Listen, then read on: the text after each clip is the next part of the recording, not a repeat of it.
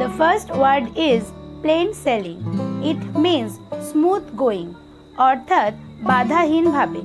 The example is his student life was plain sailing because of his father's help অর্থাৎ তার ছাত্র জীবন খুব সুন্দরভাবে এগিয়ে গিয়েছিল তার বাবার সাহায্যের ফলে। The second word is play ducks and drakes. It means squander অর্থাৎ ছিনিমিনি খেলা। The example is don't play ducks and drakes with your money অর্থাৎ তোমার টাকা পয়সা নিয়ে ছিনিমিনি খেলো না।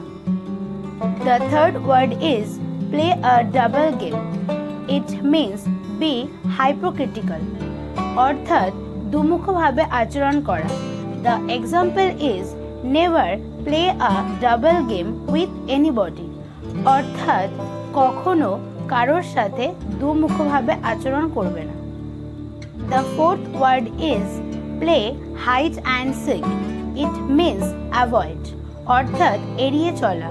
The example is she plays hide and seek with her friends অর্থাৎ সে তার বন্ধুদের সঙ্গ থেকে এড়িয়ে চলছে। The fifth word is point blank. It means straight away অর্থাৎ স্পষ্টভাবে।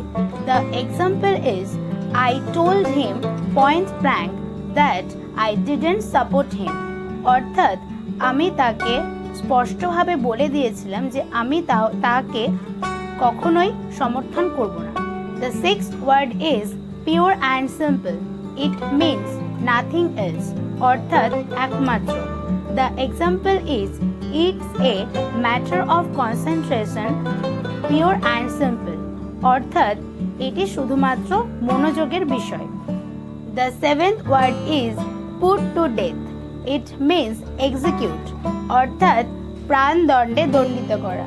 The example is the murderer was put to death at king's order অর্থাৎ রাজার আদেশে খুনিটিকে মৃত্যুদণ্ড দেওয়া হয়েছিল। The eighth word is put end to.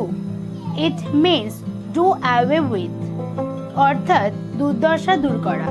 The example is let us put an end to our troubles চলো আমাদের দুর্দশাটাকে দূর করা যাক।